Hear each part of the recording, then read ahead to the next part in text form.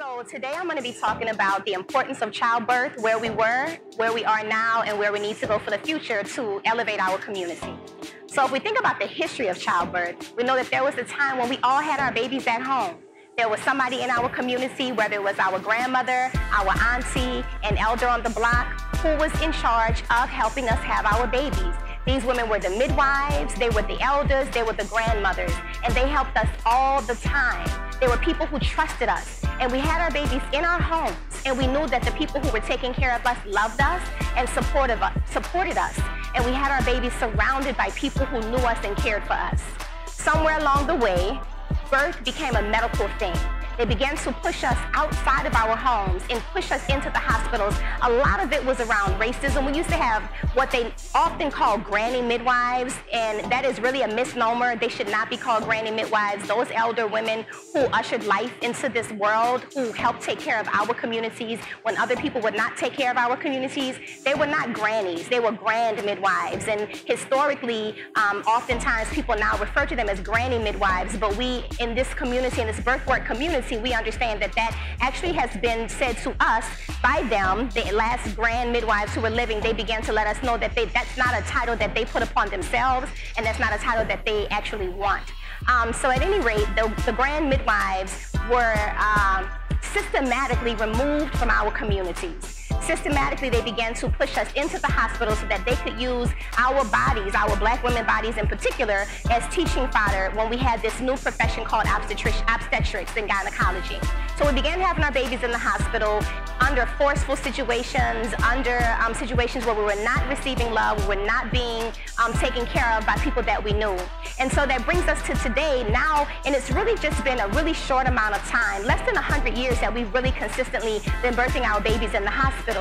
And as a result, now that we have most of us having babies in the hospital, the idea of birth and what birth has become this mystery. So many people go into the hospital to have their babies, they come home with the baby, and it's like they go into the black hole almost, and they come out with trauma stories. Not all the time, but so many, particularly black women, are leaving the hospital with feeling experiences and reporting symptoms that are very similar to post-traumatic stress syndrome, and this is to have a baby. And I believe that a lot of that is because we have removed the love, the care, and the natural birthing from outside of our communities. Birthing has become a mystery. There was a time when we birthed at home that birth was something that we all knew about. All women understood how babies were born and what we needed to do to make sure that baby came safely. Now we're ushered into the hospital. It has become like a mystery. You are not surrounded by people that we love. We're getting doped up with medications to make labor start early, medications to make labor stop, medications to make babies come quicker than they're designed to come, medications to change how we feel the experience of birth. And what this has done is it's disconnected us from the natural things that are supposed to happen on a physical, spiritual, and metaphysical level that helps us bond and experience birth in just a more holistic fashion. What that's done is cut us off from our God self in terms of having our babies. It's cut us off from the natural benefits that we're supposed to receive. As an example, synthetic oxytocin. Most people know about it as Pitocin, P-I-T-C-O-N. Pitocin, P-I-T-O-C-O-N. Excuse me, I'm spelling it wrong. At any rate, many of us have heard of the medicine Pitocin. That is synthetic oxytocin. Oxytocin, the real hormone, is a hormone of love. It's a hormone that we release when we orgasm. It's a hormone that we release when we're ready to have our babies. Our bodies release oxytocin. It's a hormone that's released when we breastfeed our babies. It helps our bodies push forth our babies out. It makes us have contractions, and it also helps us fall in love with our babies. So now in many, many births, they're giving people synthetic oxytocin without even really knowing the full ramifications of what this synthetic medication is doing to us. What we do know is that some kind of way it is inhibiting our natural, normal oxytocin from flowing the way that it is supposed to flow. We go into the hospital now, we're full of stress hormones. Our heart rate's up, our bodies are not functioning properly, we're in fight or flight state, and what this means is we're flowing with adrenaline. Adrenaline stops the flow to our babies. You hear oftentimes women talk about they have to have an emergency cesarean section. That's related to multiple things. One of them is the stress that we feel when we go into a hospital. Our natural instinct is not to be in a foreign place with lots of bright lights, with many strangers all around us, birthing. That is not the way nature intended birth to be. Birth is a situation where we should be in solitude, surrounded by people who love us, and even in dim lighting with lights. If you think about even animals, when animals give birth, they find a dark, secluded, quiet, private place that is safe for them. When we move into the hospital, our primal brain kicks in and we immediately go into fight or flight oftentimes, and we have this elevated adrenaline, which means that we cannot have the endorphins that we need to birth our babies easily.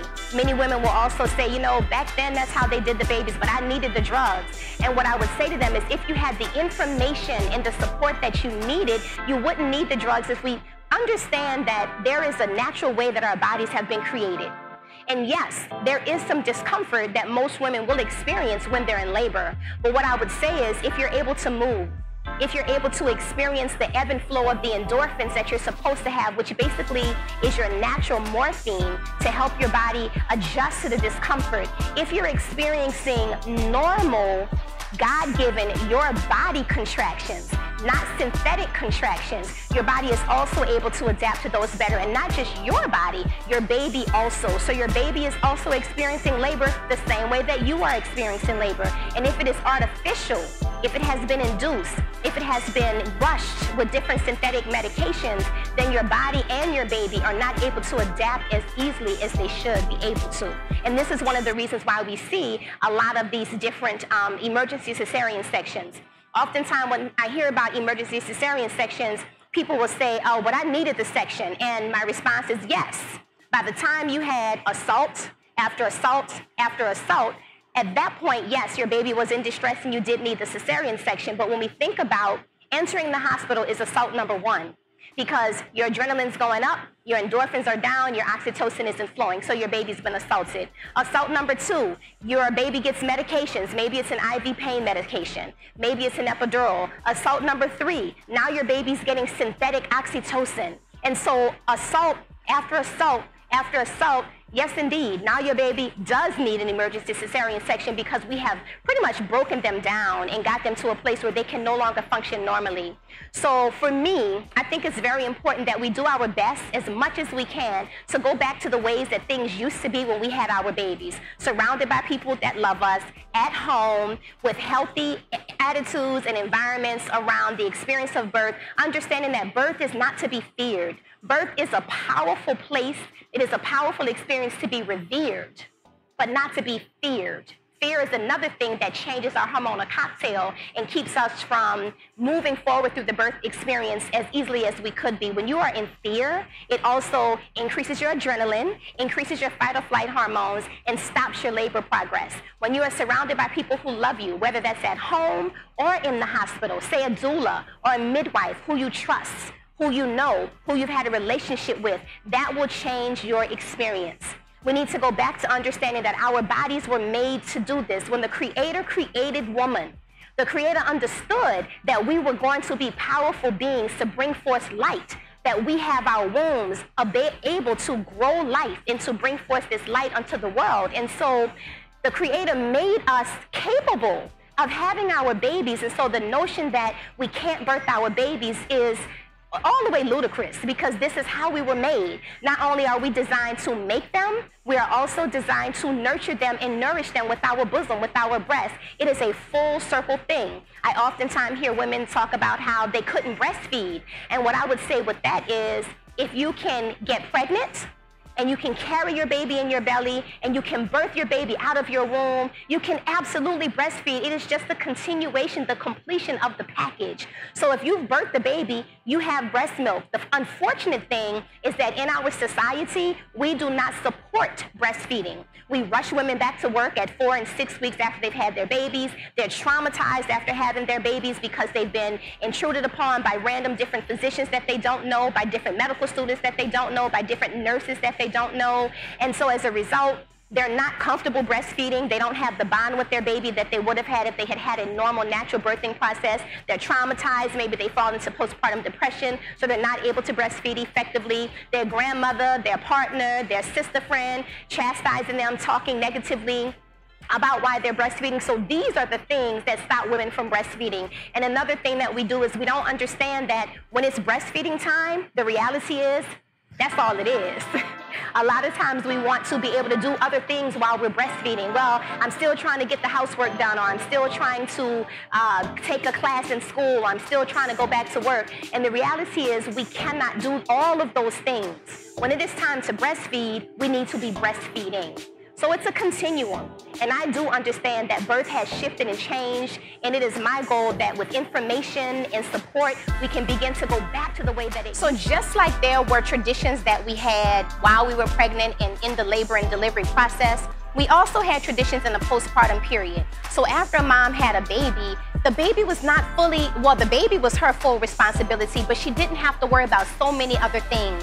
There was community that showed up, that helped to cook, that helped to clean, that helped take care of this mom and her new family so that she could focus on taking care of her new baby. This is so critical and so important. When we begin to understand how we can support moms in the postpartum period, then we can also help decrease postpartum depression in our community and increase the level of bonding that can happen between mothers and their new babies. We have to remember that in the immediate postpartum period, we have an obligation in a way that we need to be supporting each other. So if you are a mother and you remember what you wish you had after you had your baby, then it is up to us to just begin doing those things. So often I'll have conversations with elders who would say to me, oh, back in the day when people would have babies in the church, we would cook for them and we would do these different things.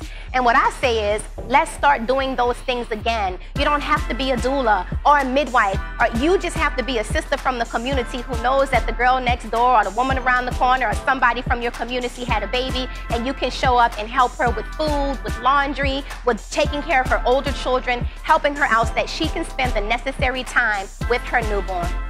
So as I mentioned, I am Nicole. I am the CEO of Sistamidwife Productions, and what our goal is to shift the paradigm, to change the way we think about pregnancy and birth so that we can change the narrative that says Black women and Black babies die more than Caucasian babies and Caucasian women in this country. Currently, that is the truth, but it is time that we begin to work on ending the perinatal disparities that plague our communities. I believe that birth is the revolution, and if we rise up and change the way we think about conception and pregnancy and birth, we can change the vibration of our communities. You can find me at Sistamidwife.com, S-I-S-T-A, midwife.com, where we have the largest Black midwives and doulas directory on that website. Find the people that you need to support you, to surround you with love in your experience, and that in and of itself can change your outcomes. Catch me on Instagram, on Twitter, on Facebook at Sistamidwife. Peace.